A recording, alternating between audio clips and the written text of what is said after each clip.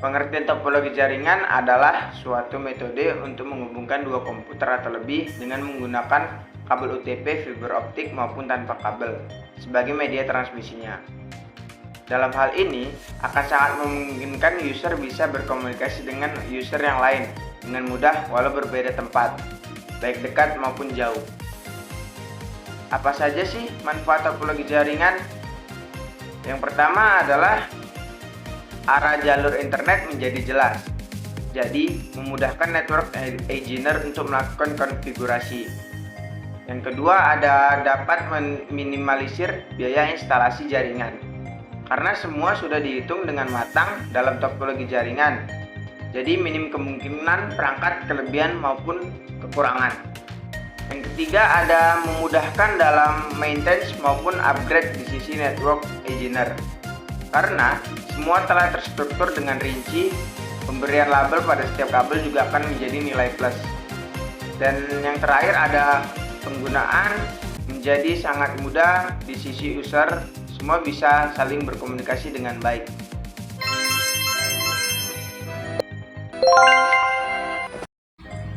Topologi bus adalah topologi yang menggunakan satu kabel pusat di mana semua anggota jaringan terhubung pada kabel tersebut. Fungsi dari topologi bus yaitu untuk menghubungkan sehingga masing-masing komputer dapat saling berkomunikasi satu sama lain. Kelebihan dari topologi bus yaitu penambahan dan perubahan mudah tanpa gangguan dari jaringan yang lain. Yang kedua, hemat kabel dikarenakan hanya memiliki satu jalur utama. Kelemahan dari topologi bus yaitu yang pertama, jika ada gangguan di sepanjang kabel, maka seluruh jaringan akan terganggu. Yang kedua, sering terjadi tabrakan data dikarenakan mekanisme jaringan yang sederhana. Yang ketiga, jika jalur utama putus di tengah, maka jalur di belakangnya akan mengalami gangguan. Contoh dari topologi bus yaitu hubungan antara antena dan televisi. Baik, selanjutnya di sini saya akan menjelaskan tentang topologi start. Yang pengertiannya menjadi pusat dari semua komputer yang terhubung, komputer pusat menjadi server, komputer lainnya menjadi klien. Sesama klien tidak bisa saling terhubung tapi harus melalui server. Umumnya digunakan pada skala jaringan kecil dan menengah. Fungsi dari topologi start yaitu mudahnya menambah komputer-komputer baru ke dalam jaringan. Dengan menggunakan topologi start, mengelola server dan jumlah besar komputer klien dapat dilakukan. Kelebihan dari topologi start yaitu yang pertama, lebih andal di dalam jaringan, mudah diimplementasikan, lebih aman dan tidak mengganggu jaringan lain. Kekurangan dari topologi start yang pertama, tergantung kepada komputer pusat, ketergantungan sangat besar terhadap server, biaya jauh lebih besar. Contoh dari topologi start yaitu jaringan pada warnet. Yang ketiga ada topologi ring atau cincin. Topologi ini menghubungkan setiap komputer satu persatu sehingga menyerupai ring atau cincin. Topologi ring adalah pengembangan dari topologi bus. Adapun kelebihan dan kekurangan dari topologi ring ini. Kelebihannya yang pertama yaitu lebih hemat biaya dan kabel. Yang kedua, mengurangi kemungkinan tabrakan paket karena semua data mengalir dalam satu arah dalam topologi ini. Yang ketiga, setiap server jaringan tidak diperlukan dalam topologi ring untuk konektivitas jaringan antara setiap workstation. Yang keempat, memiliki kemampuan untuk mengirim data dengan kecepatan tinggi. Yang kelima, di jaringan ini, jika Anda menambahkan workstation tambahan, mereka tidak mempengaruhi kinerja jaringan. Yang keenam, menawarkan jaringan yang dapat diandalkan, teknologi futuristik, investasi modal rendah, dan konektivitas tanpa batas dengan beberapa penyedia layanan.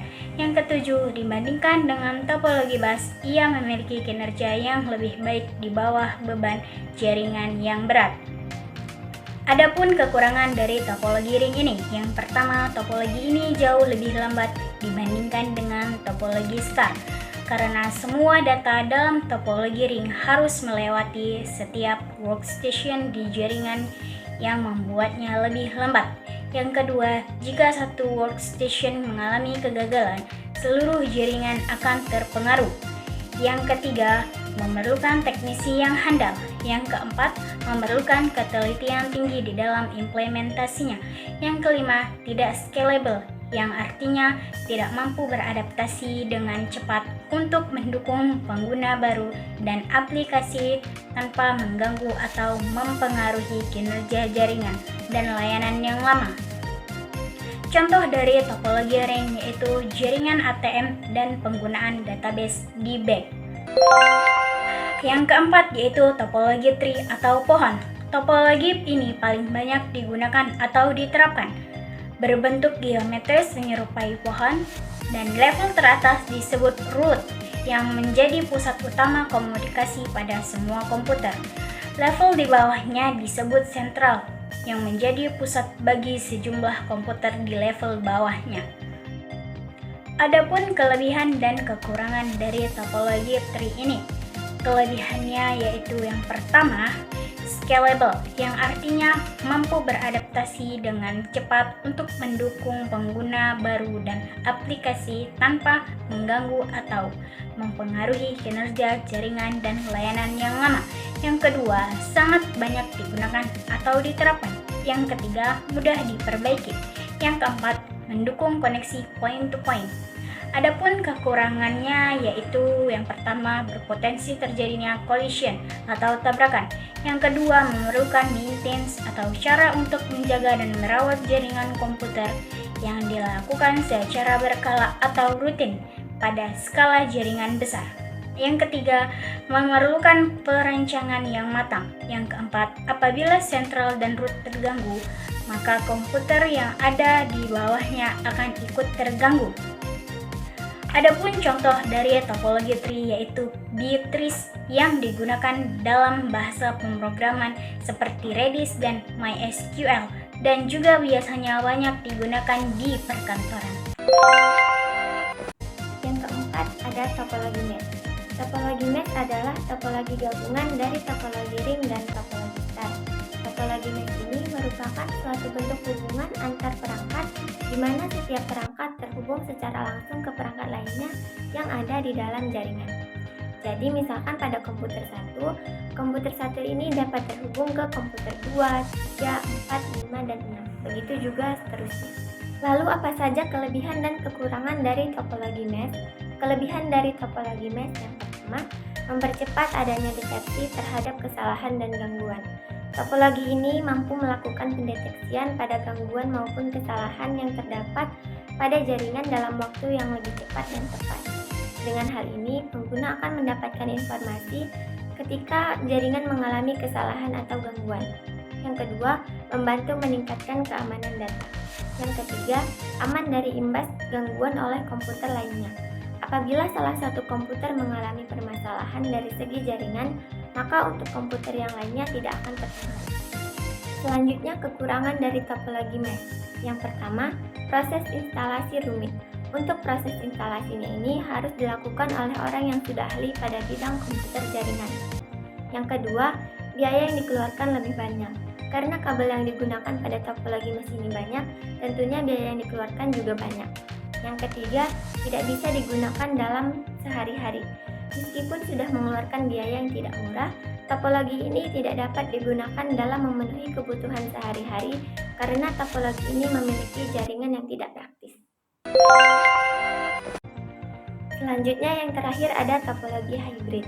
Topologi hybrid yaitu topologi jaringan yang menggabungkan dua atau lebih topologi yang berbeda dan membentuk jaringan komputer yang baru. Nah, jenis topologi hybrid ini biasanya digunakan untuk jaringan yang skalanya besar. Bisa kita lihat pada gambar, di mana ada topologi star dihubungkan dengan topologi ring, kemudian dihubungkan dengan topologi bus. Jadi ada gabungan dari tiga topologi. Lalu apa kelebihan dan kekurangan dari topologi hybrid? Kelebihan dari topologi hybrid yang pertama, memiliki kecepatan transfer. Jaringan ini selalu dalam kondisi yang stabil. Terlebih, topologi hybrid telah menggabungkan antar kelebihan pada topologi jaringan lain, sehingga dapat meminimalisir kekurangan. Yang kedua, tidak mengganggu pada kinerja keseluruhan. Jika mengalami gangguan pada salah satu nodenya, maka tidak akan mengganggu pada kinerja secara keseluruhan dari topologi hybrid. Yang ketiga, memiliki kinerja yang dapat diandalkan. Yang keempat, fleksibel. Model topologi ini terlihat lebih baik jika dibandingkan pada topologi yang lainnya, karena topologi ini bisa disesuaikan pada keperluan lingkungan yang ada di sekitar, meskipun memiliki jaringan yang berbeda.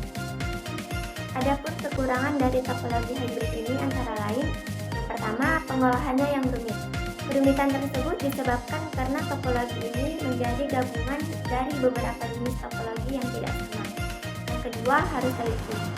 Saat ingin mengkonfirmasi, konfigurasi, serta menginstalasinya, membutuhkan ketelitian dan kesabaran yang tinggi. Yang ketiga, biaya yang digunakan cukup mahal karena menggunakan banyak kabel.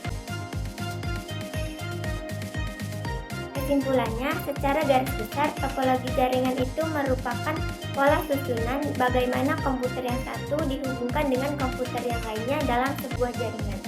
Topologi jaringan ini terbagi menjadi beberapa jenis. Yang pertama ada topologi bus, di mana polanya adalah kabel utama merupakan garis lurus, kemudian ada titik-titik perangkatnya. Kemudian ada topologi star, polanya seperti bintang.